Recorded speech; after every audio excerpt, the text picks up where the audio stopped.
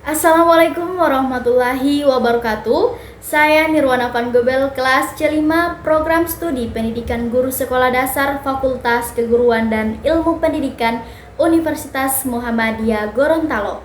Nah, pada kesempatan kali ini saya akan membahas sedikit terkait isu-isu ataupun masalah-masalah mengenai pendidikan, kesehatan, dan juga ekonomi yang ada di Indonesia.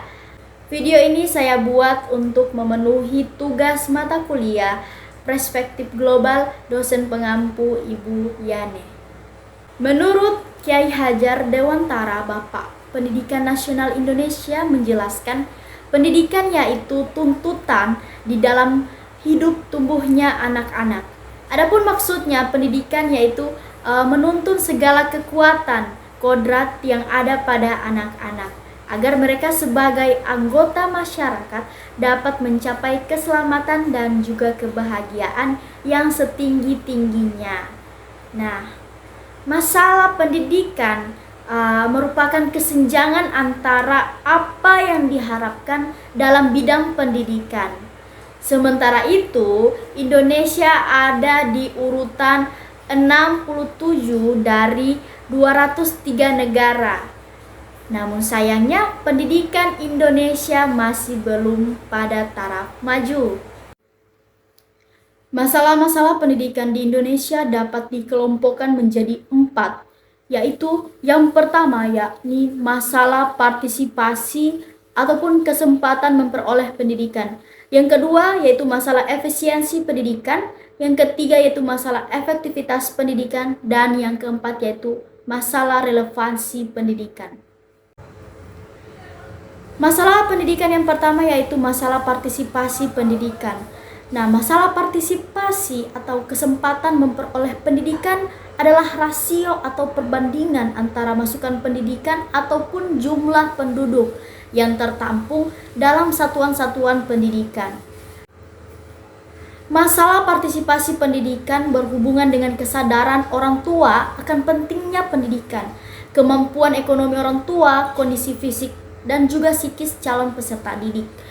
Nah, terbatasnya daya tampung pendidikan dan juga keterjangkauan lokasi pendidikan. Yang kedua yaitu masalah efisiensi pendidikan. Masalah efisiensi pendidikan berkenaan dengan proses pengubahan atau transformasi masukan produk raw input menjadi produk output. Nah, salah satu cara menentukan mutu informasi pendidikan adalah menghitung besar kecilnya penghamburan pendidikan. Dalam arti menghitung jumlah murid, mahasiswa maupun peserta didik yang putus sekolah, kemudian mengulang atau selesai tidak tepat waktu.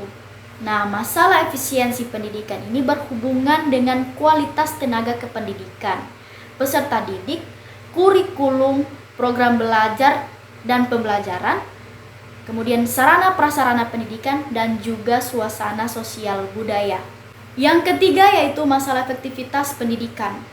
Nah, masalah efektivitas pendidikan berkenaan dengan rasio antara tujuan pendidikan dengan hasil pendidikan ataupun output.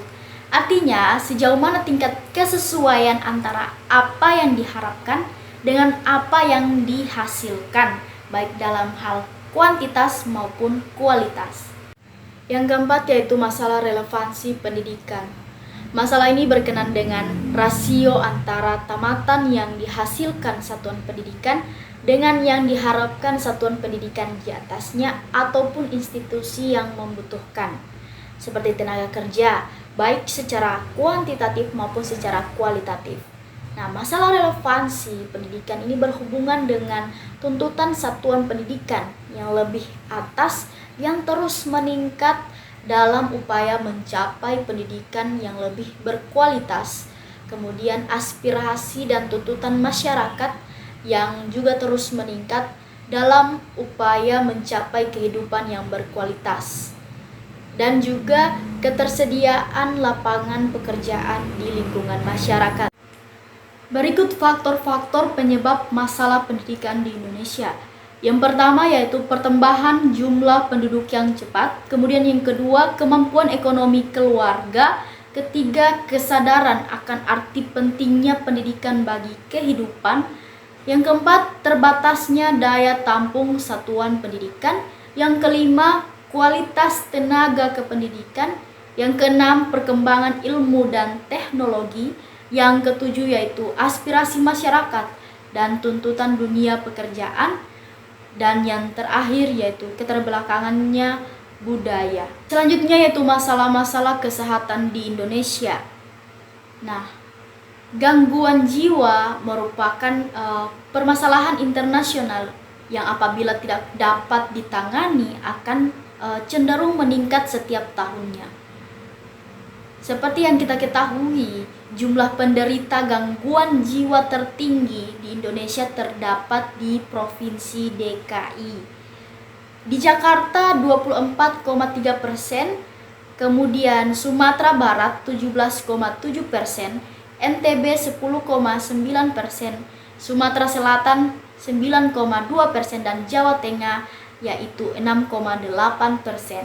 Kalangan remaja yang sering kita dengar banyak masalah kesehatan, salah satunya yaitu depresi.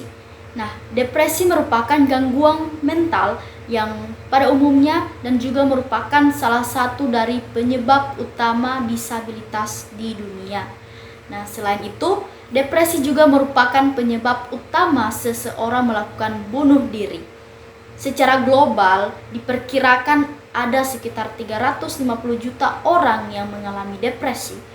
Depresi ditandai dengan perasaan bersedih, perasaan putus asa, pesimis, perasaan bersalah, tidak berharga, kemudian kesulitan berkonsentrasi, mengingat dan membuat keputusan, pikiran bunuh diri, bahkan percobaan bunuh diri.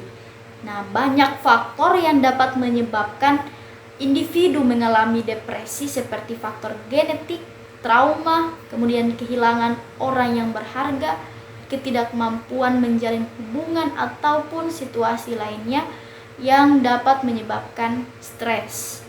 Nah, depresi ini seringkali terjadi pada dewasa awal antara usia 20 sampai 30 tahun.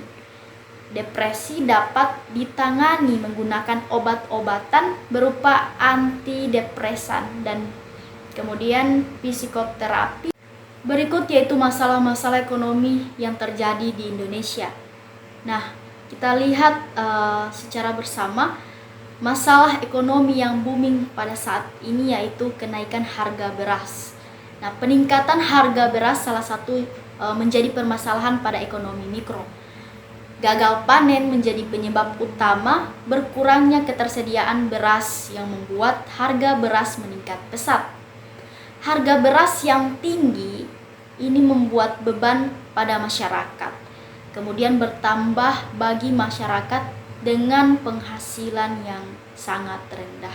Baiklah, sekian dari video saya mengenai permasalahan pendidikan, kesehatan, dan juga ekonomi yang ada di Indonesia. Semoga bermanfaat untuk teman-teman. Assalamualaikum warahmatullahi wabarakatuh.